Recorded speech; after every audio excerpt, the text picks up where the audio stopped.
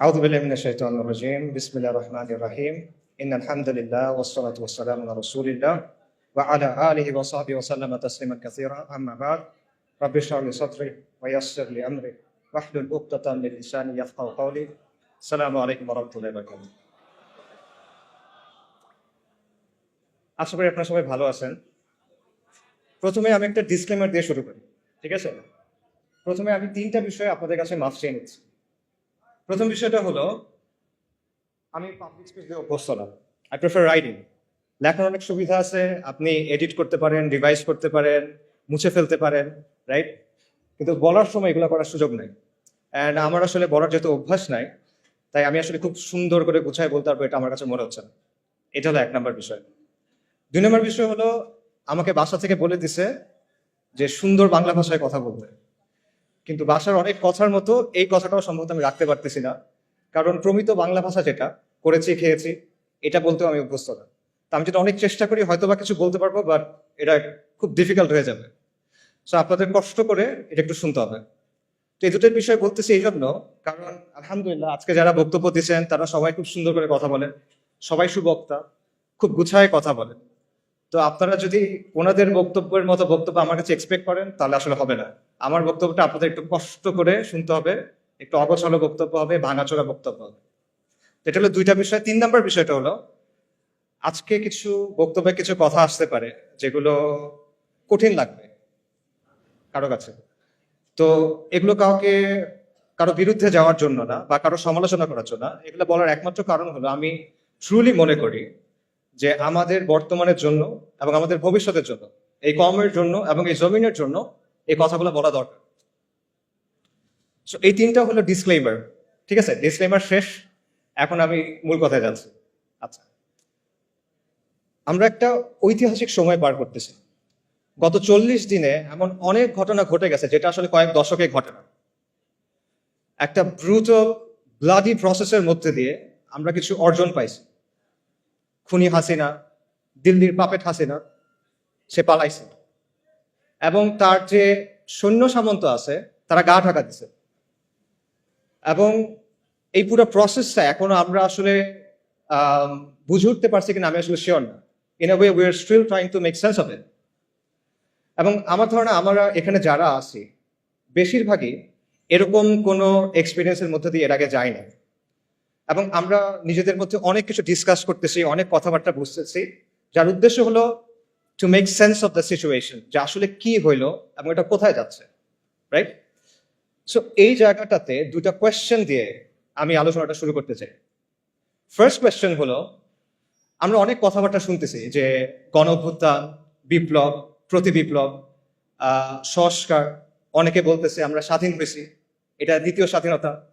অনেকে বলছে বিজয় আসছে। আমার কোয়েশ্চেনটা এখানে, প্রথম কোয়েশ্চেন হলো, 15 জুলাই থেকে 5ই আগস্ট পর্যন্ত যে জিনিসটা হইল, এটা কি বিপ্লব ছিল কিনা, নাকি এটা অন্য কিছু ছিল? এটা একটা প্রশ্ন। সেকেন্ড যে প্রশ্নটা, সেটা হলো আমরা কি এখন স্বাধীন কিনা এবং এটাকে বিজয় কিনা? তো এই 2টা কোয়েশ্চেন গুরুত্বপূর্ণ কেন? এটা গুরুত্বপূর্ণ কারণ এগুলোর অ্যান্সারের উপর ডিপেন্ড করবে আপনি বর্তমানকে কিভাবে বুঝতেছেন, এবং এটার উপর ডিপেন্ড করবে আপনি ভবিষ্যতের ব্যাপারে কিভাবে চিন্তা করবেন। তো এই প্রশ্নগুলোর কিছু অ্যান্সার নিশ্চয়ই আপনারা সবাই ভাবছেন, যে আমাদের ভাইরা বলছেন বিপ্লব হয়ে গেছে। তো আমি আমার মতো করে আমার কিছু চিন্তা আপনার সাথে শেয়ার করি।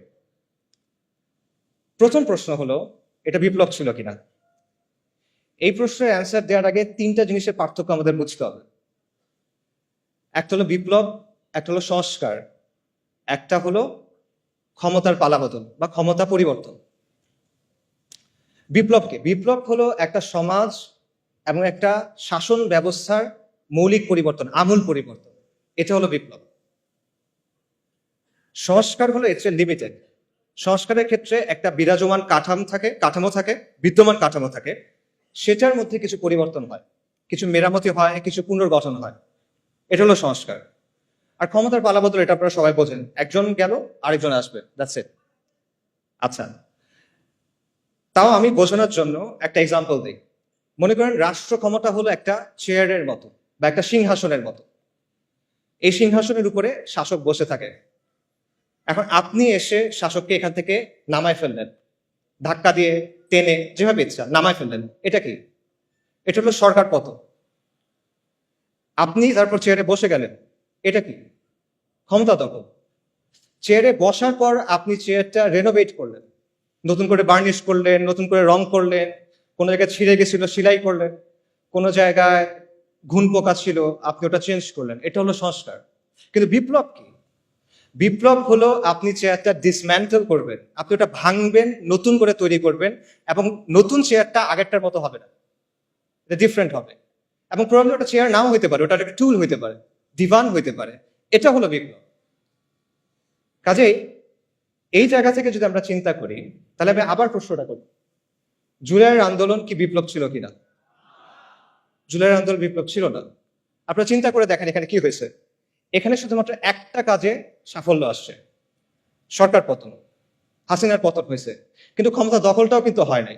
যারা বিপ্লবের নেতৃত্ব দিছে তারা কিন্তু ক্ষমতা দখল করে নাই, বরং একটা মিক্সড ধরনের পাওয়ার শেয়ারিং হচ্ছে। এটা আমরা সবাই দেখতেছি এখন, রাইট? আচ্ছা, সংস্কারের ক্ষেত্রে আমরা এখনো বলতে পারতেছি না আসলে সংস্কার কতটুকু হবে। It still remains to be seen. Probably সংস্কার হবে কিছু, নো ডাউট, বাট ডেফিনেটলি এখানে আসলে বিপ্লব হয় নাই। তাহলে এখন প্রশ্ন হলো, কেন এটা বিপ্লব হইল না? এতগুলো মানুষের কোরবানি, এত মানুষ অন্ধ হয়ে গেল, এত মানুষ পঙ্গু হয়ে গেল, এত কষ্ট, তাও এটা কেন বিপ্লব হয় নাই? এটার অ্যান্সারটা আসলে সহজ। কারণ এখানে কোনো বৈপ্লবিক আদর্শ ছিল না, এখানে কোনো বৈপ্লবিক পরিকল্পনা ছিল না, এখানে কোনো মতাদর্শ প্রতিষ্ঠার জন্য, কোনো আদর্শ বা আকীদা প্রতিষ্ঠার জন্য এই আন্দোলন হয় নাই। এখানে কোনো ম্যানিফেস্টো ছিল না, কোনো কিতাব ছিল না। ইনফ্যাক্ট মানুষ এখানে কোনো নেতার পিছনেও নামে নাই। ইনফ্যাক্ট এই পুরো আন্দোলনটার মজার বিষয় হলো যে মানুষ এখানে আসলে কোনো কিছুর ফরে নামে নাই। তারা এখানে নামছে বিরুদ্ধে। কিসের বিরুদ্ধে? মানুষ এখানে নামছে গণহত্যার বিরুদ্ধে, জুলুমের বিরুদ্ধে। মানুষ এখানে নামছে আবু সাইদের উপর যে গুলি চালানো হয়েছে সেটার বিরুদ্ধে। মানুষ নামছে মুগ্ধ, আসহাবুল ইয়ামিন, ফাইয়াজদের উপর পাখির মতো গুলি করার বিরুদ্ধে। মানুষ নামছে আওয়ামী মিথ্যাচারের বিরুদ্ধে। এই যে লাশের চেয়ে মেট্রো রেল বেশি দামি, এই বয়ানের বিরুদ্ধে মানুষ নামছে, আওয়ামী মিথ্যাচারের বিরুদ্ধে মানুষ নামছে, আওয়ামী জাহেলিয়াতের বিরুদ্ধে মানুষ নামছে, এবং শেখ হাসিনার বিরুদ্ধে মানুষ নামছে। কিন্তু মানুষ কোনো বৈপ্লবিক আদর্শের জন্য নামে নেই। পুরো প্রসেসটা একবার চিন্তা করে দেখেন।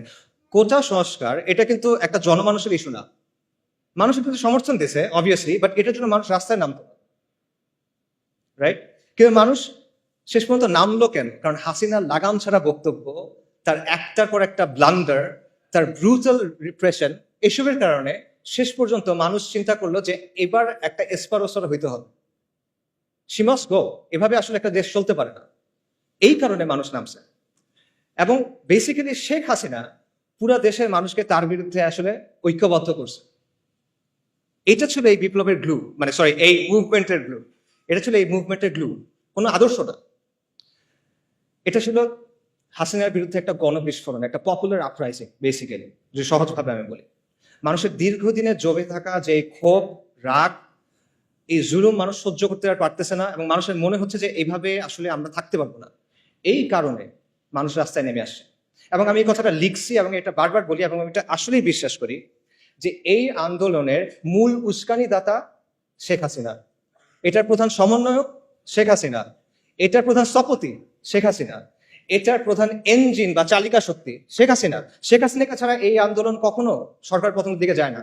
আপনারা চিন্তা করে দেখেন, 30শে জুলাই সে যদি সবগুলা দাবি মেনে নেয়, কি হয়? তারপর সরকার পতন হয়? হয় না সরকার পতন। তাদের ফেরত যেতে হইতো তখন। সব দাবি মেনে নিচ্ছে, এখন তুমি কি করবে? তার ফেরত যেতে হবে। হয়তোবা তারা কয়েক মাস পর নতুন কোনো আন্দোলন নিয়ে আসতে পারতো, সেটা ডিফারেন্ট কথা। কিন্তু আন্দোলন ওখানে শেষ হয়ে যায়। কিন্তু শেখ হাসিনা কি করলো? সে আলটিমেটলি এটাকে পতনের দিকে নিয়ে গেল। তার যে হিউব্রিস, তার যে অ্যারোগেন্স, তার যে অহংকার, এটা আলটিমেটলি তাকে পতনের দিকে নিয়ে গেল। এবং এইখানে আমি আসলে ফিরআউনের সাথে একটা মিল দেখতে পাই। ফিরআউনের কথাটা চিন্তা করে যে বনী ইসরায়েল যখন লোহিত সাগরের সামনে গেল, মুসা আলাহিসাল্লামের সাল্লামের পেছনে পেছনে, সাগর ভাগ হয়ে গেল, বনী ইসরায়েল সাগরের মধ্যে চলে যাচ্ছে। ফিরআউনের কি দরকার ছিল তার পেছনে পেছনে যাওয়ার? সে কি গেইন করতো এখানে? বনী ইসরায়েল তো চলে যাচ্ছে। বনী ইসরায়েল তার পাওয়ার জন্য কোনো চ্যালেঞ্জ না। বনী ইসরায়েল তার সিংহাসন নিতে চায় না। তাহলে সে কেন যাচ্ছে? সে দেখতেছে তার সামনে একটা সমুদ্র লিটারালি ভাগ হয়ে গেছে, একটা সুপার ন্যাচারাল ইভেন্ট তার সামনে ঘটতেছে। সে বুঝতেছে এটা দুনিয়াবি কোনো শক্তির কাজ না। তাও সে কি করতেছে? তার মনে হলো যে না, এর পিছিয়ে আমি যাই। এটা কেন? এটা তার অ্যারোগেন্স। সেই তো বলছিল আনা রাব্বুকুমুল আলা। এটা তার অহংকার, এবং এই অহংকারটাই তার পতন নিয়ে আসছে। এবং সেই ব্যাপারটা আমি বলবো যে শেখ হাসিনার ক্ষেত্রে হয়েছে। আল্লাহ এইভাবেই তার পতনটা রাখছেন। এটা কদর আল্লাহ। এই আন্দোলন নিয়ে অনেক ধরনের তত্ত্ব আছে, অনেক ধরনের ষড়যন্ত্র তত্ত্ব আপনারা শুনবেন। যেমন ধরেন, কেউ আমেরিকার কথা বলবে, কেউ কালার রেভলিউশনের কথা বলবে, কেউ এনইডির কথা বলবে। এবং এই কথাগুলোর যে একেবারে মেরিট নাই, আমি সেটাও মনে করি না। এখানে কিছু মেরিট থাকতে পারে, but at the end of the day দুটো পয়েন্ট আমাদের স্বীকার করতে হবে। সে দুটো পয়েন্ট হলো, শেখ হাসিনার বিরুদ্ধে পুরা বাংলাদেশের অধিকাংশ মানুষ একসাথে হয়ে গেছিল, একটা ইজমা হয়ে গেছিল যে she must go. And second পয়েন্টটা হলো, দুনিয়া চালায় কে? আল্লাহ। আল্লাহ মালিকুল মুলক, আল্লাহ আল জব্বার আল মুতাকাব্বির, এবং আল্লাহ আল লতীফ আস-সাতুর। ওয়াল্লাহু গালিবুন আলা আমরি ওয়ালাকিন আকসারান নাসি লা ইয়ালামুন। আল্লাহ তার কর্ম সম্পাদনে প্রবল, যদি অধিকাংশ মানুষ তা জানে না। অনেক মানুষের অনেক পরিকল্পনা থাকে, মাখলুকের অনেক পরিকল্পনা থাকে, অনেক ষড়যন্ত্র থাকে, but at the end of the day কার ইচ্ছা বাস্তবায়ন হয়? ওয়া মাকারু ওয়া মাকরুল্লাহ ওয়াল্লাহু খায়রুল মাকিরিন। সবাই পরিকল্পনা করে, আল্লাহও পরিকল্পনা করে, আল্লাহর পরিকল্পনা বাস্তবায়ন হয়। ওয়ালা গালিবা ইল্লাল্লাহ ওয়া হুয়া আলা কুল্লি শাইইন কাদির। সো এই বিষয়টা আমাদের মাথায় রাখা দরকার। আমরা যেন একটা ব্যালেন্স পজিশনে থাকি। ব্যাপারটা যেন এমন না হয় যে আমরা চিন্তা করতেছি যে কেউ সেভিয়ার আসছে আসমান থেকে নেমে বাংলাদেশকে অনেক কিছু করে দিবে, এরকম কিছু আমরা চিন্তা করার দরকার নাই। আবার আমাদের এটাও চিন্তা করার দরকার নাই যে সবকিছুই মনে হয় ইলুমিনাতি করে বা আমেরিকা করে বা অমুক কেউ করে। ব্যাপারগুলো আসলে এরকম না। দুনিয়া কন্ট্রোল করেন আল্লাহ। যাই হোক, আমি মূল আলোচনায় যদি ফেরত যাই, আমরা শুরু করছিলাম একটা প্রশ্ন দিয়ে, এটা বিপ্লব কিনা? এটা বিপ্লব না। এটা ছিল শেখ হাসিনার বিরুদ্ধে গণবিস্ফোরণ। এটা ছিল হাসিনার পতনের ব্যাপারে মানুষের মধ্যে যে মনোভাব অলরেডি চলে আসছিল, সেটা একটা বাস্তবায়ন। এবং এই জন্যই মানুষ যখন বুঝতে পারছে যে আলটিমেটলি আর কোনো অপশন নেই, আমাদের রাস্তায় নেমে যেতে হবে, তখন হাসিনার পতনটা নির্ধারিত হয়ে গেছে। এটা হয়তো একদিন পরে হয়েছে, এক সপ্তাহ পরে হয়েছে, এটা এক বছর পরে হইতে পারতো, বাট প্রসেসটা শুরু হয়ে গেছিল। এবং একই কারণে এখন আমরা অনেক ধরনের কথা শুনতেছি যে সাহি সেকুলারিজম আসতে হবে, সাহি লিবারাল ডেমোক্রেসি আসতে হবে। এই ব্যাপারগুলো আসলে আসবে না। কেন আসবে না? কারণ মানুষ এগুলোর ব্যাপারে কেয়ার করে না। মানুষ এগুলো আসলে বোঝেও না, যারা বোঝে তারা চায়ও না। এগুলো হলো ৭২-এর সংবিধানের মতো একটা বিষয়, যেটা আপনি মানুষের গায়ের উপর রেখে চালাই দিচ্ছেন। But at the end of the day the people don't care about this things. So ultimately অনেক কথাবার্তা আমরা শুনবো, নয়া রাজনৈতিক বন্দোবস্ত, তারপর সেকুলারিজম, ভালো সেকুলারিজম, লিবারাল ডেমোক্রেসি, বাট এগুলো আসলে আসবে না। কিছু সংস্কার হয়তো আসতে পারে, কিছু সংস্কার আসতে পারে। প্রবাবলি আমরা হয়তো দেখতে পাবো যে কেউ ২ টার্মের বেশি প্রধানমন্ত্রী হবে না, এরকম কিছু হতে পারে। প্রধানমন্ত্রীর অফিস এবং প্রেসিডেন্টের অফিস একটা পাওয়ার ব্যালেন্স হয়তো আসতে পারে, এটা হতে পারে, সমস্যা নেই। বাট অনেক গ্রাউন্ড ব্রেকিং কোনো চেঞ্জ আসবে, এটা মনে করার কারণ আমি দেখি না। এটা হলো ফার্স্ট কোয়েশ্চেনের অ্যান্সার। সেকেন্ড কোয়েশ্চেন যেটা, সেটা হলো এটা কি বিজয় কিনা, এটা কি স্বাধীনতা কিনা? এই প্রশ্নের অ্যান্সারটা আসলে অলরেডি স্পষ্ট হয়ে যাওয়া উচিত। তাও এটা আসলে বিজয় না, এটা সর্বোচ্চ একটা আংশিক বিজয় আমরা বলতে পারি, বাট এটা কোনো অর্থেই, কোনো সেন্সে এটা সামগ্রিক বিজয় হইতে পারে না। এটা কেন পারে না? এটার অনেকগুলো রিজন আছে, বাট আমি কিছু রিজন একটু আগে আলোচনায় চলে আসছে, বাট আমি আরো কয়েকটা রিজন বলি। প্রথম কারণটা হলো পোস্ট কলোনিয়াল স্টেট, উত্তর ঔপনিবেশিক রাষ্ট্র, একটা কঠিন বাংলা শব্দ। এটা একটা কারণ যে এই কাঠামোটা রেখে আপনি আসলে কখনো স্বাধীন হতে পারবেন। এটা মানে কি? এটা মানে সহজভাবে বলি, এক সময় এটা ছিল আমাদের রাজত্ব। এটা আমাদের রাজত্ব ছিল, এটা পারফেক্ট ছিল না, এখানে অনেক সমস্যা ছিল, কিন্তু এটা আমাদের রাজত্ব ছিল। কিন্তু তারপর ফিরিঙ্গিরা আসছে, ব্রিটিশরা আসছে, ইউরোপিয়ানরা আসছে, এবং তারা এসে আমাদেরকে তাদের গোলাম বানাইছে, তারা এসে আমাদেরকে তাদের দাস বানাইছে, এবং তাদের একটা সিস্টেম আমাদের উপর চাপাই দিছে। এইটাই হলো কলোনিয়াল রাষ্ট্র। এবং এই কলোনিয়াল রাষ্ট্রের মূল উদ্দেশ্য হলো দুটা, একটা হলো কন্ট্রোল, একটা হলো এক্সপ্লয়টেশন, নিয়ন্ত্রণ এবং শোষণ। আর কোনো উদ্দেশ্য নেই। কলোনিয়াল যে ব্যুরোক্রেসি বা আমলাতন্ত্র, এটার উদ্দেশ্য ছিল এই দুটা।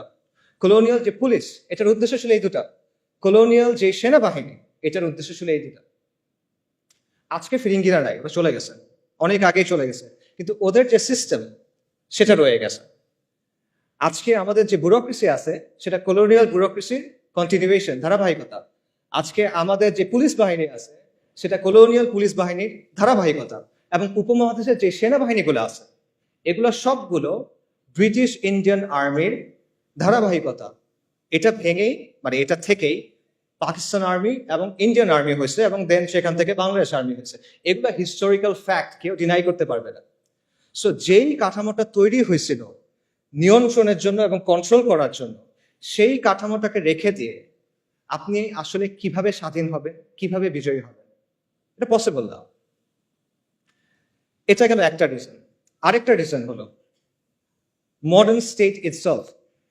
এই যে আমি নিয়ন্ত্রণের কথা বললাম আর শোষণের কথা বললাম, এটা কিন্তু শুধু কলোনিয়াল রাষ্ট্রের বৈশিষ্ট্য না, এটা মডার্ন স্টেটেরও বৈশিষ্ট্য। আধুনিক যে রাষ্ট্র সেটা ইনহেরেন্টলি একটা ডমিনেটিং, কন্ট্রোলিং, অথরিটেরিয়ান মেশিনারি। এটা এমন একটা যন্ত্র যার উদ্দেশ্য হলো শোষণ করা এবং নিয়ন্ত্রণ করা। এবং এটা শুধুমাত্র আমাদের মতো তৃতীয় বিশ্ব বা গ্লোবাল সাউথের দেশগুলোর জন্য না, এটা পুরো বিশ্বে। আমাদের দেশে একটা ধারণা আছে যে হাসিনার যে সেকুলারিজম ওটা ছিল ভাইভ সেকুলারিজম বা মওদু সেকুলারিজম, আর আমেরিকাতে যেটা আছে বা ইংল্যান্ডে যেটা আছে বা মতান্তরে ফ্রান্সে যেটা আছে এটা হলো সাহি সেকুলারিজম। কিন্তু এই যে নিয়ন্ত্রণের ব্যাপারটা, কন্ট্রোলের ব্যাপারটা, এটা সেখানেও আছে। এটা নিয়ে অনেক একাডেমিক আলোচনা আছে, আমি সেই আলোচনায় যাব না। আমি আপনাদের একটা এক্সাম্পল দিব, যে এক্সাম্পলটা আপনারা সবাই দেখছেন। সেটা হলো কোভিড। কোভিডের কথা চিন্তা করে দেখেন, বিশেষ করে লকডাউন এবং ভ্যাকসিনের কথা। আচ্ছা, সেকুলারিজম এবং লিবারাল ডেমোক্রেসি আপনাকে অনেক সুন্দর সুন্দর কথা বলবে, স্বাধীনতা, অধিকার, এরকম অনেক কথা বলবে। বাট লকডাউনের সময় কি হয়েছে চিন্তা করে দেখেন তো। একদিনের মধ্যে আপনার সব অধিকার, আপনার সব স্বাধীনতা নাই, শেষ। আপনি ঘরের বাইরে যেতে পারবেন না, চাকরিতে যেতে পারবেন না, মসজিদে যেতে পারবেন না। কারো বাপ মারা গেছে, সে বাপকে দাফন করতে যেতে পারতেছে না। কারো বাচ্চা হসপিটালে, সে তার কাছে যেতে পারতেছে না। এটা কি? এটা টোটাল কন্ট্রোল আপনার জীবনের উপরে। এবং আমরা দেখছি যেখানে রাষ্ট্র যত শক্তিশালী সেখানে লকডাউন তত টাইট। আমাদের মতো দেশগুলোতে রাষ্ট্র পুরোপুরিভাবে অতটা শক্তিশালী না, যে কারণে আমরা কিছুটা মুভমেন্টের সুযোগ পাইছি। কিন্তু আপনি যদি ওয়েস্টের দিকে তাকান, দেখবেন সেখানে এক্সট্রিমলি টাইট ভাবে লকডাউনগুলো এনফোর্স করা হয়েছে। তো এই যে লকডাউন, এটা কিন্তু আপনি দেখেন, এটা আপনার সমস্ত অধিকার, স্বাধীনতাকে নিয়ন্ত্রণে নিয়ে ফেলা হলো। এটা একটা রিপ্রেশন, এটা একটা কর্তৃত্ববাদ, এবং এটা সেকুলার ডেমোক্রেসি গুলাই করতেছে। এবং এর মধ্যেও আমরা দেখছি যে দুটা অংশ হয়ে গেছে, যে সাধারণ মানুষ লকডাউনের মধ্যে বাসায় বসে আছে, পাগল হয়ে যাচ্ছে, সর্বশান্ত হয়ে যাচ্ছে। অন্যদিকে এলিট যারা, তারা পার্টি করে বেড়াচ্ছে, এরকম খবর আসে, ওবামারা পার্টি করে বেড়াচ্ছে, ওদিকে মানুষজন মেন্টাল হেল্পলাইনে ফোন করতে করতে এই হয়ে যাচ্ছে, শহীদ হয়ে যাইতেছে, এরকম একটা অবস্থা। আচ্ছা, এরপর দেখেন লকডাউনের পর কি আসলো? ভ্যাকসিন। ভ্যাকসিন না নিলে আপনি দুনিয়াতে অচল, আপনার ভ্যাকসিন নিতেই হবে। আপনার শরীরের মধ্যে আপনি একটা আনটেস্টেড এক্সপেরিমেন্টাল ড্রাগ নেবেন, এখানে আপনার কোনো সে নাই। আপনাকে বেসিক্যালি কোয়ার্স করা হলো এটা নেওয়ার জন্য, নইলে আপনি হজও যেতে পারবেন না, এরকম একটা অবস্থা, তাই না? তো এর যে টোটাল কন্ট্রোল আর কি হইতে পারে? এটা কোনো মেটাফরিক্যাল কন্ট্রোল না, এটা কোনো রূপক কন্ট্রোল না, এটা রিয়েল কন্ট্রোল। আপনার চলাফেরাকে কন্ট্রোল করতেছে, আপনার শরীরের মধ্যে আপনি কি দিবেন সেটাকে কন্ট্রোল করতেছে। এবং এই সব কিছু কে করতেছে? সেকুলার রাষ্ট্র। যে সেকুলার রাষ্ট্র সাপোজিটলি আপনাকে কি দেয়? স্বাধীনতার অধিকার দেয়। এটা হলো তার অবস্থা। আধুনিক রাষ্ট্রের যে তত্ত্ব, এটার অন্যতম জনক বলা হয় থমাস হবসকে, ব্রিটিশ ফিলোসফার। থমাস হবস রাষ্ট্রকে কল্পনা করছিল লেভায়াথান হিসেবে। লেভায়াথান মানে কি? লেভায়াথান হলো একটা পৌরাণিক জীব, একটা মিথোলজিক্যাল, একটা মিথিক্যাল ক্রিচার। বাইবেলে এটার কথা আছে। এটা হলো একটা সামুদ্রিক জীব যেটার আকার অত্যন্ত বড়, এটাকে হারানো যায় না, এটা এতটা বড়, ওভারকাম করা পসিবল না। তো হবস রাষ্ট্রকে চিন্তা করছিল একটা দানবীয় শক্তি হিসেবে, এবং বাস্তবে তাই হয়েছে। রাষ্ট্র একটা দানবীয় শক্তিতে পরিণত হয়েছে, একটা সর্বব্যাপী ভয়ঙ্কর দানবে সে পরিণত হয়েছে, যে নিজেই আইন বানায়, যে নিজেই আইনের ব্যাখ্যা করে, এবং যে নিজেই আইনের প্রয়োগ করে। রাষ্ট্রের উপরে কোনো রেফারেন্স নাই, সবার উপর রাষ্ট্র সত্য, তাহার উপর নাই। রাষ্ট্র হলো অ্যালফা এন্ড দি ওমেগা, এরকমই অবস্থা। এবং আপনার জন্ম থেকে মৃত্যু পর্যন্ত প্রতিটা পদে পদে রাষ্ট্র আপনাকে নিয়ন্ত্রণ করতে চায়, রাষ্ট্র আপনাকে সার্ভেইল করতে চায়। বার্থ সার্টিফিকেট থেকে ডেথ সার্টিফিকেট, আপনার কল হিস্ট্রি থেকে আপনার চ্যাট লগ, আপনার ব্রাউজিং ডেটা, সবকিছু, আপনার মানে প্রত্যেকটা ট্রানজাকশন, আপনার ইনকাম ট্যাক্স, প্রতিটা জিনিসে রাষ্ট্র এসে হাত ঢুকায়। সে নিয়ন্ত্রণ করতে চায়, সে সার্ভেইল করতে চায়। এবং এটাই হলো পৃথিবীর ইতিহাসে আপনি খুঁজে পাবেন না যে এই মাত্রার নিয়ন্ত্রণ, এই মাত্রার এক্সপ্লয়টেশন কোনো সিস্টেমের মাধ্যমে হয়েছে, যেটা সেকুলার সিস্টেমের মাধ্যমে হয়েছে। কাজেই এবং এটাই হলো আসলে আধুনিক রাষ্ট্রের সভরেন্টির অর্থ। সার্বভৌমত্বের কথা আমরা বলি না, এটাই হলো সার্বভৌম শক্তির সত্যিকারের অর্থ। সার্বভৌম শক্তির প্রকৃত রূপ হলো এটা। যারা আপনারা জানতে চান এই ব্যাপারে, একজন জার্মান ফিলোসফার ছিল কার্ল শ্মিট, আপনারা তার লেখা পড়ে দেখতে পারেন, সেই ব্যাপারটা খুব ডিটেলে আলোচনা করছে। আজ পর্যন্ত এটা কোনো রিফিউটেশন আসে নাই, কারণ এটাই বাস্তব, এটি সভরেন্টির অর্থ। কাজেই আধুনিক রাষ্ট্রের মধ্যে আপনি আসলে কখনো মুক্তি পাবেন না, বিজয় পাবেন না। আধুনিক রাষ্ট্র আপনাকে কি দিবে? সে আপনাকে গাঁজা খাওয়ার স্বাধীনতা দিবে, মদ খাওয়ার স্বাধীনতা দিবে, জিনা করার স্বাধীনতা দিবে, এলজিবিটির স্বাধীনতা দিবে। এগুলো দিয়ে সে আপনাকে ভুলায় রাখবে, কিন্তু আসল স্বাধীনতা সে আপনাকে দিতে পারবে না। মজার ব্যাপার হলো, আজকে আমাদের এখানে যারা অনেক বৈপ্লবিক কথাবার্তা বলতেছে, তাদের দাওয়াতের মধ্যে আসলে বৈপ্লবিক কিছু নাই। তারা বেসিক্যালি ওয়েস্ট থেকে ধার করা কিছু টার্মিনোলজি এবং কিছু ধারণা প্রচার করতেছে, এবং এমন সব টার্মিনোলজি এবং ধারণা যেগুলো ওয়েস্টে অলরেডি অবসলিট হয়ে গেছে, তামাদি হয়ে গেছে। ওয়েস্টে আপনি দেখেন liberal democracy is on the retreat. পুরা পশ্চিমা বিশ্বে এখন একদিকে ফার রাইট, অন্যদিকে ফার লেফট, অর্থাৎ উগ্র ডানপন্থী এবং উগ্র বামপন্থীদের উত্থান হচ্ছে, এবং এই দুটার মাঝখানে যেটা আছে ভ্যানিলা, সেটা হলো লিবারাল ডেমোক্রেসি। এটার আবেদন হারাচ্ছে। এবং মাল্টিপোলার বিশ্বের কথা আপনারা সবাই শোনেন, মাল্টিপোলার বিশ্বে লিবারাল ডেমোক্রেসির ভাত নাই। এবং এটার যে বয়ানগুলো আছে অলরেডি এগুলো সব ভেঙে যাচ্ছে। লিবারাল ডেমোক্রেসির প্রধান একটা বয়ান হলো মানবাধিকার। গাজা জেনোসাইডে আমরা দেখছি যে মানবাধিকার বলে আসলে কিছু নাই। গাজাতে কি হয়েছে আমরা জানি, এটা আসলে বলতে গেলে ট্রমাটিক একটা এক্সপিরিয়েন্স হয়ে যাবে। মানে বাবা তার বাচ্চার কাছে গেছে, বাচ্চার ডেড বডি নাই, পলিথিনের ভিতরে করে সে ছিন্ন বিচ্ছিন্ন কিছু অংশ নিয়ে আসতেছে। মানবাধিকার কোথায়? যারা মানবাধিকার কথা সবচেয়ে বেশি বলে তারা হলো ইসরায়েলকে উইপেন্স দিচ্ছে, পলিটিক্যাল ক্লাউড দিচ্ছে, রাইট? সো মানবাধিকার কোথায়? মানবাধিকার বেসিক্যালি একটা আদর্শিক হাতিয়ার, যেটা ইউজ করে ওয়েস্ট তাদের জিওপলিটিক্যাল ইন্টারেস্ট অ্যাডভান্স করে, তাদের নিজেদের স্বার্থ হাসিল করে। একই কথা আন্তর্জাতিক আইনের ক্ষেত্রে। কই আন্তর্জাতিক আইন কই? ইসরায়েল নানা জায়গায় গিয়ে গিয়ে অ্যাটাক করতেছে, কনসুলেটের ভেতরে গিয়ে অ্যাটাক করছে, যেটা কখনো হয় নাই। কই আইন কোথায়? নাই। এগুলো রেটরিক, যেগুলো ওয়েস্ট তাদের ইচ্ছা মতো ইউজ করে তারপর ফালায় দেয়। কিন্তু আমরা এগুলো বিশ্বাস করে বসে আছি, এবং আমরা মনে করছি এটা মনে হয় অনেক বৈপ্লবিক কিছু একটা। এবং ফাইনালি আপনি দেখেন গাজা এটাও প্রমাণ করছে যে ডেমোক্রেসি অ্যাকচুয়ালি ওয়ার্ক করে না। কেন এটা আমি বলতেছি? দেখেন, ওয়েস্টে অনেক মানুষ কিন্তু গাজা জেনোসাইডের বিপক্ষে, তারা এটার বিরুদ্ধে রাস্তায় মার্চ করছে, তারা প্রতিবাদ করছে, এটা আপনার স্বীকার করতে হবে, এবং আমরা এটা অ্যাপ্রিসিয়েট করি, আর তারা হেদায়েত করেন। কিন্তু তাও তারা এটা বন্ধ করতে পারতেছে না। অনেক মানুষ এটার বিরুদ্ধে, কিন্তু তারা এটা বন্ধ করতে পারতেছে না। এটা কেন? কারণ তারা যাকেই ভোট দিচ্ছে দেখা যাচ্ছে যেই ক্ষমতায় আসতেছে সে জায়নিস্টদের পকেটে এবং সে গ্লোবাল এলিটদের পকেটে। তার মানে হলো ডেমোক্রেসির মধ্যেও, আবারও ডেমোক্রেসির যেটা আতুরঘর, সেই জায়গাতেও এটা আসলে জনগণের আকাঙ্ক্ষার প্রতিফলন করতে পারে না। ডেমোক্রেসি নিয়ে আপনি অনেক সুন্দর সুন্দর কথা বলতে পারেন, but at the end of the day it can be hacked. It can be hacked very easily, যেটা আমরা দেখতেছি। কাজেই এত কিছুর পরও যারা ওই মানধাত্তা আমলের লিবারাল ডেমোক্রেসির কথা বলতেছে অনেক বৈপ্লবিক বয়ান হিসেবে, তারা আসলে ওয়ার্ল্ডের ট্রেন্ডটা বুঝতেছে না হয়তো, এবং তারা একটা ডেট এক্সপায়ার্ড মাল বিক্রি করার চেষ্টা করতেছে। তারা বিপ্লবের কথা বলতেছে, বাট তারা পশ্চিমা প্যারাডাইম থেকে বের হইতে পারতেছে না। তাদের মধ্যে পশ্চিমা আদর্শ নিয়ে এক ধরনের ফিক্সেশন আছে, তাদের মধ্যে পশ্চিমা থিওরি নিয়ে এক ধরনের ফেটিশিজম আছে। পশ্চিম যেটা বলছে ওটাই সহি, পশ্চিম যেটা বলছে ওটাই সমাধান, অল্প স্বল্প কিছু চেঞ্জ করতে হবে। Liberal democracy with Bangla characteristics, এটা হলে হয়ে যাবে। এই হলো তাদের প্রস্তাবনা। তো এগুলো করে আসলে আলটিমেটলি কোনো সমাধান হবে না। সো আমরা যদি আগের কথায় ফেরত যাই, এটা কি বিজয় ছিল কিনা, এটা মুক্তি ছিল কিনা? না, এটা ছিল না। যদি সহি সেকুলারিজম বা সহি লিবারাল ডেমোক্রেসি আসে, যেটা আসবে না, যদি আসে তাও সেটা বিজয় এবং মুক্তি হবে না। তাহলে মুক্তি কিসে? বাস্তবতা হলো আমাদের মুক্তি এবং পুরো বিশ্বের মুক্তি হলো ইসলামের মধ্যে। এটা আমি রেটরিক্যালি বলতেছি না, আমি ট্রুলি এটা বিশ্বাস করি। এটা ইসলামের মধ্যে আল্লাহর গোলামি মেনে নেওয়ার মধ্যেই হলো সৃষ্টির মুক্তি। কথাটা অনেকটা প্যারাডক্সিক্যাল লাগতে পারে যে গোলামির মধ্যে মুক্তি কিভাবে, কিন্তু এটাই বাস্তবতা। এটা 100% একটা লজিক্যাল কথা। কেন লজিক্যাল কথা?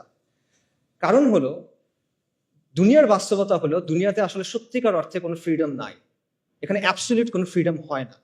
প্রত্যেকটা ব্যবস্থায় আপনার কারো না কারো আনুগত্য স্বীকার করে নিতে হয়, আপনার কিছু না কিছুর উপর ঈমান আনতে হয়, কোনো না কোনো বিষয়কে আপনার ধ্রুব সত্য হিসেবে স্বীকার করতে হয়। এটা থেকে আপনি বের হইতে পারবেন না। ভ্যালু নিউট্রাল কোনো সিস্টেম হয় না, নিরপেক্ষ কোনো সিস্টেম হয় না। প্রত্যেকটা সিস্টেমের মধ্যে একটা না একটা রব থাকে যেটাকে মেনে নিতে হয়। এবং অ্যাবসলিউট আমরা মানে এর কথা বলে ফ্রিডম অফ স্পিচের কথা বলে, অ্যাবসলিউট ফ্রিডম অফ স্পিচ বলে কিছু নাই, অ্যাবসলিউট স্বাধীনতা বলে কোনো কিছু নাই। প্রত্যেকটা স্বাধীনতা হলো একটা বাউন্ডারির মধ্যে দেয়া স্বাধীনতা।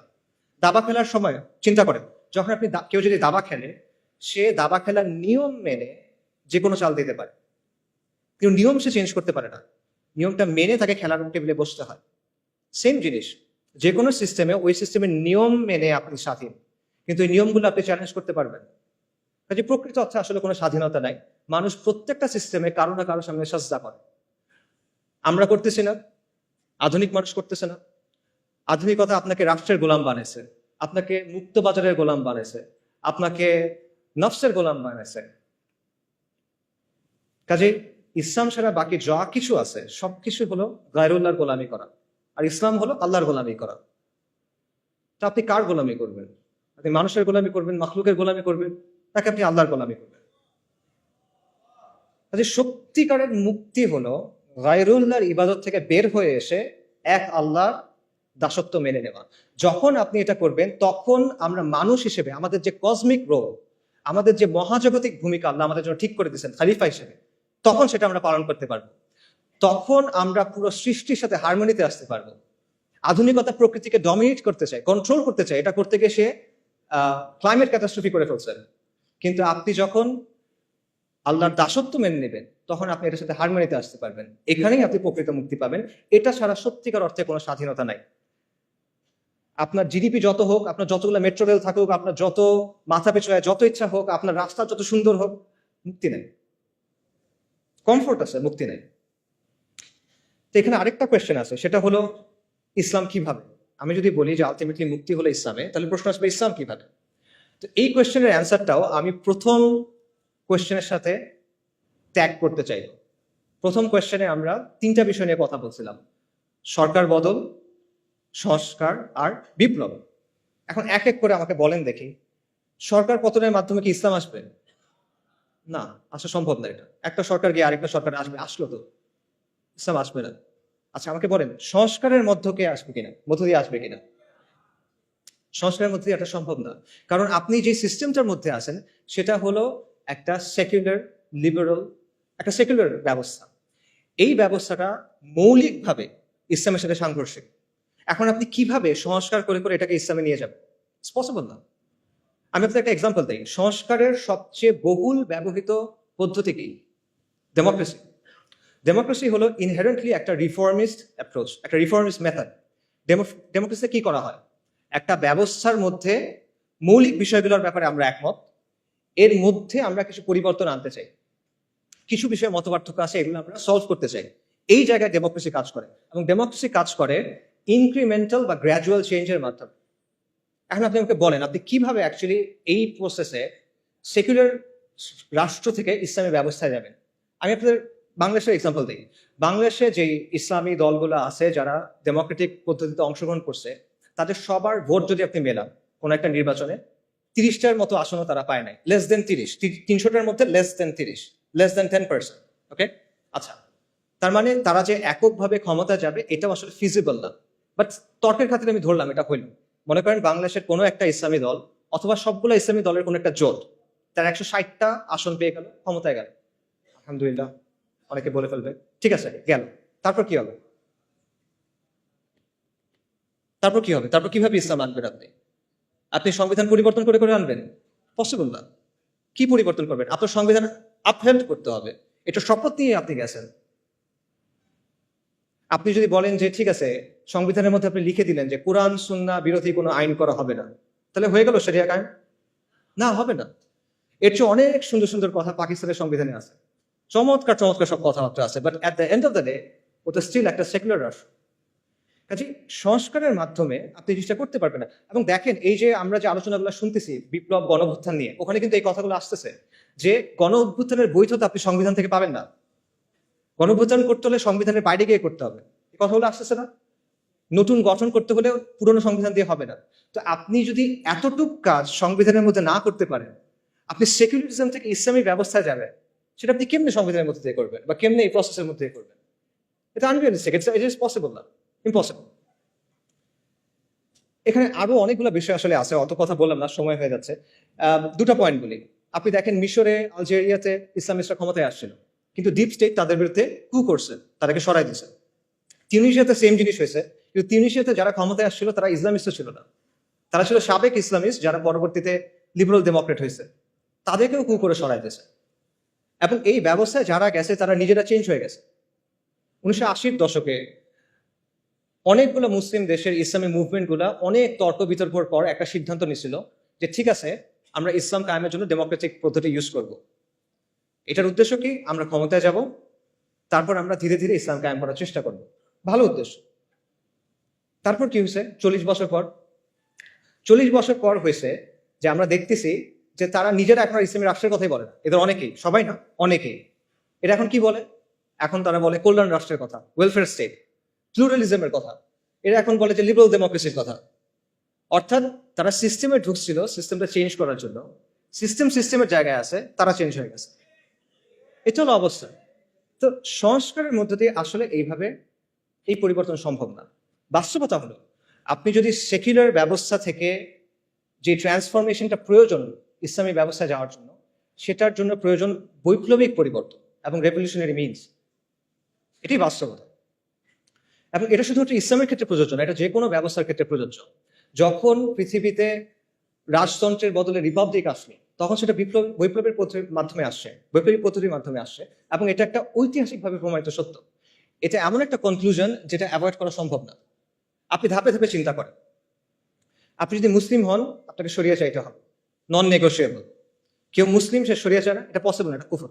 কেউ যদি মনে করে ইসলামের চেয়ে ওই জিনিসটা বেটার, কেউ যদি মনে করে ইসলামের চেয়ে ওই জিনিসটা অগ্রাধিকার পাওয়ার মতো, কেউ যদি মনে করে দুটো সমান, এটা কুফর আকবার। অর্থাৎ যদি মুসলিম হয় তাকে শরিয়া চাইতে হবে। আর সেকুলার ব্যবস্থা মৌলিকভাবে ইসলামী ব্যবস্থাতে সাংঘর্ষিক, এই দুটা কো এক্সিস্ট করতে পারে না। একটা আরেকটাকে ডমিনেট করার চেষ্টা করবে, সেটা হবে না। আচ্ছা, এবং আমরা দেখতেছি যে সেকুলার ব্যবস্থাকে সংস্কারের মাধ্যমে চেঞ্জ করে করে আপনি আলটিমেটলি ইসলামী ব্যবস্থায় যেতে পারতেছেন না। তাহলে অপশন কি বাকি থাকে আপনার? বৈপ্লবিক পরিবর্তন ছাড়া আপনার আর কোনো অপশন বাকি থাকে না। কিন্তু বৈপ্লবিক পরিবর্তন নিয়েও আসলে আমাদের মধ্যে অনেক ভুল ধারণা আছে। বাস্তবতা হলো যে আমাদের চিন্তা ভাবনাগুলো আসলে বেশিরভাগ সময় খুব রেটরিক ভিত্তিক। আমরা ঢালাও কথাবার্তা বলি, আমরা অনেক আবেগ কথাবার্তা বলি, আমরা অনেক জজবার কথা বলি, কিন্তু আমরা দলিল, আদিল্লা, রিয়ালিটির অ্যানালিসিস, লজিক এগুলোর দিকে তাকাই না। আমরা অনেক সময় চিন্তা করি যে বিপ্লব মনে হয় একটা ওভারনাইট ব্যাপার, রাতারাতি হয়ে যাবে। অথবা আমরা মনে করি যে আমি যা করতেছি করতে থাকবো, একদিন ডাক দিবে কেউ একজন, বিপ্লব হয়ে যাবে। ব্যাপারগুলো এরকম না। আসলে এখানে কিছু ম্যাটেরিয়াল কন্ডিশনস আছে, অথবা আপনি বলতে পারেন যে এখানে কিছু আসবাবে দুনিয়ার কিছু শর্ত আছে যেটা আপনার পূরণ করতে হবে। সেটা পূরণ না করলে আপনি এটা পারবেন না। একটা এক্সাম্পল দেয়, পানি কখন ফুটে? পানির বয়লিং পয়েন্ট কত? 100°C। এটা কি মুমিনের জন্য একরকম, কাফেরের জন্য আরেক রকম? না, এটা সবার জন্য সেম। কেন সে? আল্লাহ দুনিয়ার নিজাম, আল্লাহ ঠিক করে দিচ্ছেন এভাবে, সবার জন্য এটা সেম। তো সমাজ এবং রাষ্ট্রের মধ্যেও এরকম কিছু ম্যাটেরিয়াল কন্ডিশনস আছে যেটা আপনার পূরণ করতে হবে। এই জিনিসটা আপনি আবেগ বা জজবা দিয়ে আমরা হকের উপর আছি জাস্ট এই বিষয়টা দিয়ে আপনি বাইপাস করতে পারবেন না। এই রিকোয়ারমেন্ট আপনাকে ফুলফিল করে আসতে হবে। হ্যাঁ, এমন হইতে পারে যে কাফেরদের জন্য যে রিকোয়ারমেন্ট, সেখানে আমাদের কিছু অ্যাডিশনাল রিকোয়ারমেন্ট থাকতে পারে। যেমন আমাদের ইমানি, আমলি, শারঈ, আকাইদি কিছু রিকোয়ারমেন্টস থাকবে, যেটা একটা কমিউনিস্টের থাকবে না। কিন্তু ম্যাটেরিয়াল রিকোয়ারমেন্ট সেম, এটা আপনার লাগবে। তো এটা বাইপাস করে আপনি আসলে বৈপ্লবিক পরিবর্তনের দিকে যেতে পারবেন। এটা না করে আপনি যদি শুধু বলেন যে আমার ইমান আছে, আমার অনেক জজবা আছে, আমরা তো হকের উপর আছি, এভাবে আর হবে না। এটা তাওয়াক্কুলের ভুল বুঝ। বাস্তবতা হলো বৈপ্লবিক পরিবর্তন একটা লম্বা, জটিল, রুক্ষ প্রক্রিয়া, কঠিন একটা প্রক্রিয়া। এর মধ্যে নানা ধরনের জটিলতা আছে এবং এটার মধ্যে মাল্টি স্টেজ আছে, মানে মাল্টিপল স্টেজেস আছে, একাধিক স্টেজ আছে। ব্যাপারটা এভাবে চিন্তা করেন। মনে করেন আপনি কালকে আম খাইতে চান, আপনি আজকে গাছ লাগালেন, এটা হবে? হবে না। আপনি কালকে আম খাইতে চান, আপনি আজকে গাছ লাগালেন, হবে না। কালকে তো ফল আসবে না, একটা লম্বা প্রসেসের মধ্যে দিয়ে যাওয়ার পর ফল আসবে। তো আপনি ওভারনাইট এটা চাইতে পারেন না যে আমি আজকে গাছ লাগাবো, কালকে ফল আসবে, হয় না। আচ্ছা, আরেকটা জিনিস চিন্তা করেন, মনে করেন আপনার প্রতিবেশী, তার বাসায় জামের গাছ আছে এবং তার বাসার গাছে জাম ধরছে, সে জাম পাড়তেছে। কারণ আপনি তার কাছে গিয়ে বললেন, আমাকে আমসত্ত্ব বানিয়ে দাও, আমাকে আমের শরবত বানিয়ে দাও, ম্যাঙ্গো স্মুদি দাও। এটা হয়? It doesn't work like that. যে বীজ বুনছে ফসল তার, যেই বীজ বোনা হয়েছে ওটাই আসবে। আম গাছে তো জাম হবে না। একটা সেকুলার আন্দোলন হয়েছে, সেকুলারদের নেতৃত্বে একটা আন্দোলন হয়েছে, অথবা একটা ইস্যু ভিত্তিক আন্দোলন হয়েছে, আন্দোলন শেষ হয়ে গেছে। এখন আপনি তার কাছে গিয়ে বললেন যে আমাকে খিলাফা দাও, শরিয়া দাও। Doesn't work like that. সে কেন আপনাকে দিবে? আপনি কে? তার কষ্টের পরিশ্রম সে আপনাকে কেন দেবে? আর সে যদি দেয়, ধরেন সে দিল, সে যেটা দিবে ওটাকে ওই জিনিস যেটা আপনি চাচ্ছেন না, সেটা জাম, আপনি আম চাচ্ছেন, রাইট? সেটা আসলে হয় না। সো এই বিষয়গুলো আমাদের বোঝা দরকার। তাহলে করণীয় আসলে কি? আমি এখানে আবার এক্সাম্পলে ফেরত চাই। একজন ভালো কৃষক কি করে? একজন ভালো কৃষক প্রথমে জমিটাকে তৈরি করে, আগাছাগুলো দূর করে, লাঙল দেয়, তারপর সে বীজ বুনে, তারপর সে আস্তে আস্তে এটাকে বড় করে, সার দেয়, পানি দেয়, কীটনাশক দেয়। তারপরে ফল আসবে কিনা এটা নিশ্চিত না, কিন্তু নানা কারণে ফল না আসতে পারে, পোকায় খেয়ে ফেলতে পারে, মরক ধরতে পারে, অনেক কিছু হতে পারে। এখানে একটা মানে একাধিক স্টেজ আছে। এই রেভলিউশনারি চেঞ্জের ক্ষেত্রে এই ব্যাপারটা আছে, এখানে একাধিক স্টেজ আছে। এবং এর মধ্যে প্রথম স্টেজ যেটা, লাঙল দেওয়ার যে স্টেজ, সেটা হলো একটা প্রজন্ম তৈরি করা, সমাজের মধ্যে শরিয়ার পিপাসা তৈরি করা, সমাজের কাছে এটাকে একটা ভায়াবল অপশন হিসেবে নিয়ে আসা। এবং এটা 2-5 বছরের কাজ না, এটা একটা ডেকেডস লং প্রজেক্ট। এটা আপনি বাইপাস করতে পারবেন না। এবং এটা কিন্তু একটা স্টেজ, এরপরে আরো স্টেজ আছে। আপনি লাঙল দিচ্ছেন শুধু, এরপর বীজ বুনতে হবে, গাছটা আস্তে আস্তে বড় করতে হবে, সার দিতে হবে, এটসেট্রা এটসেট্রা। তো এটা একটা মাল্টি স্টেজ প্রসেস এবং একটা লং টার্ম প্রসেস। এই বিষয়টা আমাদের বোঝা দরকার। এটা রাতারাতি অর্জন করার কিছু না। এবং কেবল জজবা দিয়ে, কেউ রেটরিক দিয়ে, জেনেরিক কিছু কথা বলে, গরম গরম স্লোগান দিয়ে বা ভক্তি দিয়ে, আমি অমুককে অনুসরণ করি, উনি বলছেন, তারা এটা ঠিক, এভাবে জিনিসটা হবে না। দুনিয়া এভাবে চলে না। তো এই ধরনের পরিবর্তন নিয়ে আসলে আরো অনেক কথা বলার সুযোগ আছে, বাট ওইদিকে আর না যাই, সময় যেহেতু নাই। আমি যেটা বলবো সেটা হলো যে আপনি সংস্কারের পথ বেছে নেবেন না বৈপ্লবিক পরিবর্তনের পথ, এটা আপনার ডিসিশন, এটা আমি আপনাকে বলে দিব না। আমি শুধু আপনাকে এইটুকু বলবো যে ডিসিশনটা ভেবে চিনতে নেন, বুঝে শুনে নেন, এবং সৎ হন নিজের সাথে এবং অন্যের সাথেও সৎ হন। ধরেন কেউ মনে করলো যে আসলে সংস্কারের পদ্ধতি নিতে হবে, কারণ বাংলাদেশের যে জিওপলিটিক্যাল লোকেশন, আমাদের সমাজের যে অবস্থা, আমাদের প্রতিবেশী দেশ, এরকম অনেকগুলো বিষয় আছে যার কারণে এখানে আসলে বৈপ্লবিক পরিবর্তন সম্ভব না। এটা করতে গেলে লাভের চেয়ে ক্ষতি বেশি হবে। তাই আমি যেটা করব, আমি অল্প স্বল্প ভালোর জন্য চেষ্টা করব, সংস্কারের কিছু চেষ্টা করব। আমার উদ্দেশ্য হবে মুসলিমদের স্বার্থ সংরক্ষণ করা, আমার উদ্দেশ্য হবে আমর বিল মারুফ নাহি আনিল মুনকার। ঠিক আছে, এটা একটা ভায়াবল পজিশন হয়তো হইতে পারে। আপনি এই পজিশন যদি নেন, তাহলে আপনার দায়িত্ব হলো নিজের কাছে স্বীকার করা এবং মানুষের কাছে বলা যে এটা আমার পদ্ধতি, এই পদ্ধতিতে ইসলাম আসবে না, এটা আপনার বলতে হবে। আপনি সংস্কারের পদ্ধতি নেবেন, কিন্তু আপনি বলবেন যে আমি বিপ্লব করতেছি, এটা হলে হবে না। আপনি এমন কোনো প্রতিশ্রুতি দিবেন না যেটা আপনি ডেলিভার করতে পারবেন না। Don't promise something that you can deliver, right? এটা ধোকাবাজি, পিওর ধোকাবাজি। এই জিনিসটা করে না। আপনি বলেন যে না আমি পারবো, আমি এতটুকু জানি ভাই, আমি এতটুকু করছি, আই ক্যান রেসপেক্ট দ্যাট, কিন্তু যেটা নাই ওটা বলে লাভ নেই। একইভাবে আপনি যদি বৈপ্লবিক পথ নেন, তাহলে রেটোরিক্যাল আলাপ, ভক্তির আলাপ, এই জিনিসপত্রগুলো ছেড়ে দিয়ে আপনি প্র্যাকটিক্যাল রিয়েলিস্টিক আলাপে আসেন। আপনি মেটেরিয়াল কন্ডিশনগুলো নিয়ে চিন্তা করেন, ঠিক আছে? এবং এইসব চিন্তা বাদ দেন যে মনে করেন হঠাৎ কোনো একটা ঘটনা ঘটবে, হঠাৎ ডাক আসবে, আর আমরা সবাই রাস্তায় নেমে যাবো, ইনকিলাব ইনকিলাব, ইন্তিফাদা ইন্তিফাদা। না, এটা একটা লম্বা প্রসেস, যেটা আমি আগে বলতেছিলাম। কাজে মোট কথা হলো যে সংস্কার বা বিপ্লব আপনি যেই পথে নেন, it's your choice, no problem. বা বুঝে শুনে নেন, নিজের অবস্থানের ব্যাপারে সৎ হন, ধোকাবাজি করেন না, মানুষের সাথে না, নিজের সাথে না, তরুণদের সাথে না। এটা অনেক বড় একটা দায়। এই দায় নিয়ে আপনি আলোর সামনে দাঁড়াতে চান না আসলে। আচ্ছা, একটা কথা দিয়ে শেষ করি, সেটা হলো যেটাই আপনি পছন্দ করেন, সংস্কার অথবা বিপ্লব, দুটা ক্ষেত্রে আপনার আসলে একটা কাজ করতে হবে। যদি আপনি চান আগামীর বাংলাদেশে ইসলাম শক্তিশালী হোক, তাহলে আপনি যে তরিকায় নেন, আপনার একটা কাজ করতেই হবে, এটা না করলে হবে না। সেই কাজটা কি? এটাও একটা প্রশ্ন দিয়ে বলি, আমাদের সমাজের সেন্ট্রাল কনফ্লিক্ট কি? আমাদের সমাজের প্রধান দ্বন্দ্ব কি? প্রধান দ্বন্দ্ব কি আমি বোঝাই। মনে করেন রাসূলুল্লাহ সাল্লাল্লাহু আলাইহি সাল্লাম যখন নবুয়ত পাইলেন, তখন পৃথিবীতে কিন্তু অনেক ঘটনা ঘটতেছিল। রোমান আর পার্সিয়ানদের মধ্যে যুদ্ধ চলতেছিল, ব্যাপক যুদ্ধ, অনেক বছর ধরে। আরবে বিভিন্ন রাজাদের মধ্যে যুদ্ধ চলতেছিল। জাজিরাতে কুরাইশদের বিভিন্ন গোত্রের মধ্যে রেষারেষি চলতেছিল, এটা আমরা জানি, বনু উমাইয়া, বনু হাশিম, নানা কাহিনী।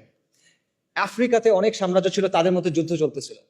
এইসবের মাঝখানে আপনি যদি ওই সময়ের একটা পেপার পাইতেন, মনে করেন ওইখানে আসলে রাসূলুল্লাহ সাল্লাল্লাহু আলাইহি ওয়াসাল্লামের নিউজটা যখন উনি নবুয়ত পাইছেন, এটা কোথায় আসতো? মনে করেন 8 নাম্বার পেজে ছোট্ট একটা ইঞ্চি করে একটা খবর আসতো, তাই না? কিছু না আসলে মনে করতে মানুষ, but at the end of the day এটাই ছিল মূল ঘটনা। যদি আমরা পৃথিবীর একটা হিস্ট্রি লিখি, রাসূলুল্লাহ সাল্লাল্লাহু আলাইহি ওয়াসাল্লাম হলেন বা আম্বিয়ায়ে কেরাম হলেন মূল ক্যারেক্টার, এবং তাদের সাথে যেগুলো ঘটতেছে এগুলো হলো মূল স্টোরি লাইন, বাকি সবকিছু হলো সাইড ক্যারেক্টার, সাইড কোয়েস্ট, পার্শ্ব চরিত্র, রাইট? তার মানে ওই সময় পৃথিবীতে মূল কনফ্লিক্ট কোনটা ছিল? ইমান বনাম শিরক, তাওহীদ বনাম শিরক, ইমান বনাম কুফর, দ্যাটস ইট। সিমিলারলি আপনার চিন্তা করতে হবে যে আমাদের সমাজে মূল কনফ্লিক্ট কোনটা। কারণ আপনি যখন মূল কনফ্লিক্টে ফোকাস করবেন, তখন আপনি একটা সমাজকে একটা পরিণতির দিকে নিতে পারবেন, নইলে পারবেন না। তা আমাদের সমাজে সেন্ট্রাল কনফ্লিক্ট কোনটা? আমরা অনেক কথাবার্তা বলি। আগে বলা হয়তো আওয়ামী লীগ বনাম বিএনপি, ভারত বনাম আমেরিকা, বা ভারত বনাম চায়না, শাহবাগ বনাম অ্যান্টাই শাহবাগ, ফ্যাসিজম বনাম অ্যান্টাই ফ্যাসিজম, অনেক কথা বলা হয়। But at the end of the day এগুলো কোনোটাই আমাদের সমাজের সেন্ট্রাল কনফ্লিক্ট না। এগুলো যদি সলভ হয়ে যায়, তাও আপনি বুঝাই পাচ্ছেন না, মুক্তি পাচ্ছেন না, যেটার কথা আমরা বললাম। মনে করেন প্রো ইন্ডিয়া গভর্নমেন্ট চলে গিয়ে একটা প্রো আমেরিকান গভর্নমেন্ট আসলো, সমাধান হয়েছে? মনে করেন ফ্যাসিস্ট গভর্নমেন্ট চলে গিয়ে একটা অ্যান্টাই ফ্যাসিস্ট গভর্নমেন্ট আসলো, সমাধান হয়েছে? মনে করেন কালকে থেকে শাহবাগ নাই বাংলাদেশে, সমাধান হবে? পাকিস্তানে তো শাহবাগ নাই, পাকিস্তানে তো শান্তি নিকেতনই এই সেকুলাররা নাই, কিন্তু সেখানেও তো লিবারেল সেকুলার এই সমাজটা নিয়ন্ত্রণ করে। বাংলাদেশের আগে পাকিস্তানে ট্রান্সজেন্ডার আইন পাস হয়ে গেছে, কিভাবে? সেখানে তো শাহবাগই নাই। সো শাহবাগই ভ্যানিশ করে দেন, আপনার সমস্যার সমাধান হচ্ছে না।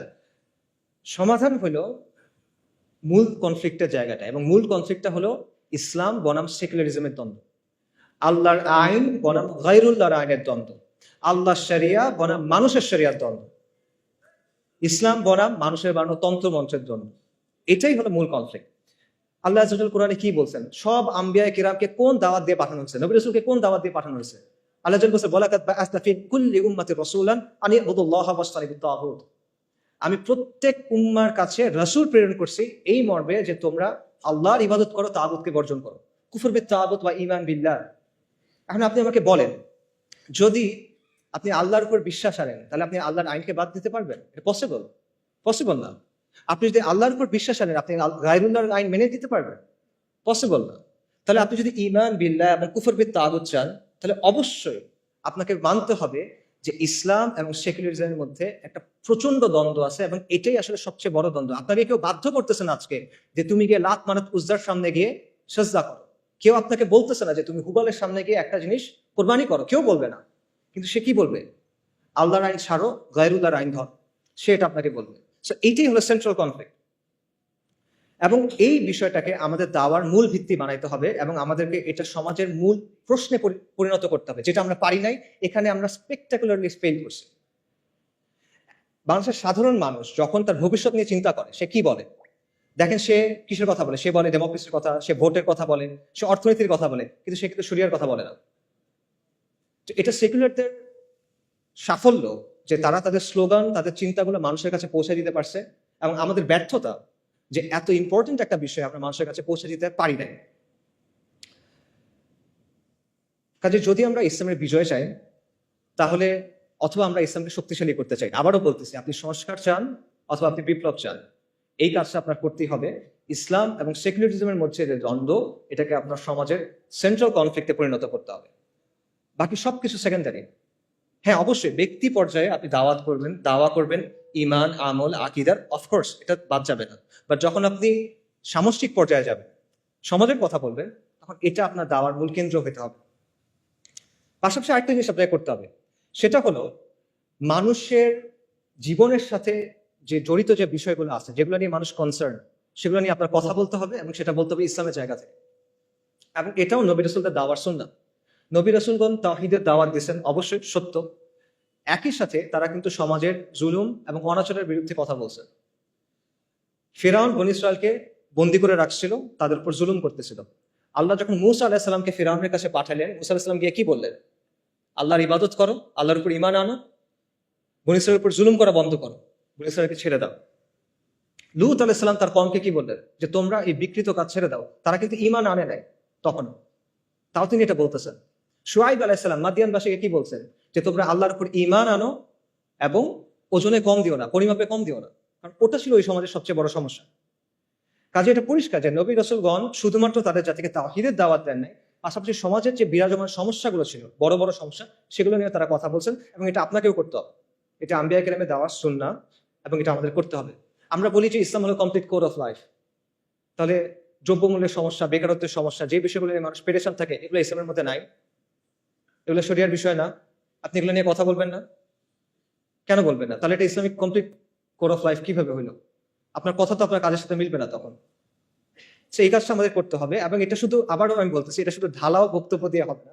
আপনার প্র্যাকটিক্যাল সমাধান তার সামনে আনতে হবে, আপনার প্র্যাগম্যাটিক সমাধান তার সামনে আনতে হবে ইসলামের জায়গা থেকে। আপনি এটা বলতে হবে না যে ইসলাম সব সমস্যার সমাধান দেয়। আপনার বলতে হবে ইসলাম অমুক সমস্যার সমাধান এইভাবে দেয় এবং এটা হলো বেস্ট সমাধান, এটা আপনার বলতে হবে। এবং এইভাবে, এমনভাবে আপনার মানুষের সামনে ইসলামী ব্যবস্থার একটা ভিশন তুলে ধরতে হবে, যাতে করে মানুষ যখন চিন্তা করে ভবিষ্যৎ নিয়ে, তখন সে মনে করবে যে হ্যাঁ, আমি শরিয়া চাই। এটা আমরা করি না। এখানে আমাদের অবস্থান জিরোর কাছাকাছি, হয়তো 1%, 100-র মধ্যে। আমার মনে হয় 1%ও না। সামারি করি, আপনার উদ্দেশ্য সংস্কার হোক অথবা বিপ্লব। যদি আপনি আগামীর বাংলাদেশে ইসলামকে শক্তিশালী করতে চান, আপনার দুটা কাজ করতেই হবে। প্রথম কাজটা হলো ইসলাম ও সেকুলারিজমের যে দ্বন্দ্ব, এটা সমাজের মূল দ্বন্দ্বে পরিণত করতে হবে। এটাকে দ্বন্দ্ব হিসেবে চিহ্নিত করতে হবে, এটাকে দাওয়ার মূল কেন্দ্রবিন্দু বানাতে হবে এবং এটাকে সমাজের মূল প্রশ্নে পরিণত করতে হবে। কার্যকরীভাবে মানুষের কাছে সেটা আপনার পৌঁছায় দিতে হবে, এবং শুধুমাত্র সমালোচনার মাধ্যমে না, গঠনমূলক আলোচনার মাধ্যমে। শুধু সমস্যা নিয়ে কথা বললে হবে না, সমাধানের কথা বলতে হবে এবং শরিয়াকে একটা ভায়াবল অপশন হিসেবে আপনি প্রেজেন্ট করতে হবে। দ্বিতীয়ত, সমাজের মধ্যে যে জুলুম আছে, যে অনাচার আছে, যে বিষয়গুলো নিয়ে মানুষ কনসার্ন, সেগুলো নিয়ে আপনার ইসলামের বেসিসে তার পাশে গিয়ে দাঁড়াইতে হবে, তার সাথে কথা বলতে হবে। এবং এই দুইয়ের সংমিশ্রণে আপনি সামাজিক শক্তি অর্জন করতে পারবেন। এবং এই জন্য আমাদের আসলে অনেক নতুন নতুন উদ্যোগ নিতে হবে এবং আমাদের we have to think outside the box. আমাদের দেশে আলহামদুলিল্লাহ অনেক দিনই কাজ হয় এবং এগুলো খুবই প্রয়োজনীয়, এগুলো চলুক। কিন্তু আপনার এখানে একটা শূন্যস্থান আছে, এটা বুঝতে হবে। এই শূন্যস্থান পূরণ করার চেষ্টা করতে হবে এবং এই জন্য অনেক ইনিশিয়েটিভ দরকার। এই জন্য প্রচন্ড ডেডিকেটেড ভাবে কাজ করার মানুষ দরকার, পাগল হয়ে কাজ করবে এমন মানুষ দরকার। You have to be relentless, you have to be tireless, and you have to be proactive. আর কোনো অপশন নাই আসলে। এবং এটার অংশ হিসেবে কিছু কিছু উদ্যোগ নেওয়া হচ্ছে। একটা উদ্যোগের কথা আপনারা হয়তো বা জানেন, একটা লিফলেট আপনারা পাইছেন, ইসলামিক সোশ্যাল অ্যাক্টিভিস্ট নেটওয়ার্ক। ইনশাল্লাহ এটার ব্যাপারে আপনারা এরপরে আরো জানবেন এবং আমরা আশা করব যে আপনারা এটার সাথে থাকবেন, সামিল থাকবেন, এটাকে সাপোর্ট করবেন। এর পাশাপাশিও আসলে আরো অনেক ধরনের উদ্যোগ দরকার এবং এখানে অনেক যোগ্য মানুষ আছেন, জ্ঞানীগুণী মানুষ আছেন। আমি বলবো আপনারা সবাই এই বিষয়গুলো নিয়ে চিন্তা করেন। আপনার কাজ করতে হবে, কাজ করার সময় এখন, এরপরে এটা আপনি আর পাবেন না। If not now then when. এখন যদি কাজ না করেন কখন করবেন? যদি আপনি না করেন তাহলে কে করবে? আমার কথা এতক্ষণ শোনার জন্য সবাইকে ধন্যবাদ। আমি স্পেসিফিক্যালি সিয়ানকে এবং রফিক ভাইকে ধন্যবাদ জানাবো অ্যারেঞ্জ করার জন্য। আর জুলাই আন্দোলনের সময় এবং এই বন্যার সময় আমাদের যারা মারা গেছেন, আমরা তাদের সবার রুহের মাগফিরাত কামনা করি। ওয়া আখিরু দাওয়ানা আলহামদুলিল্লাহি রাব্বিল আলামিন। আসসালামু আলাইকুম ওয়া রাহমাতুল্লাহি ওয়া বারাকাতুহু।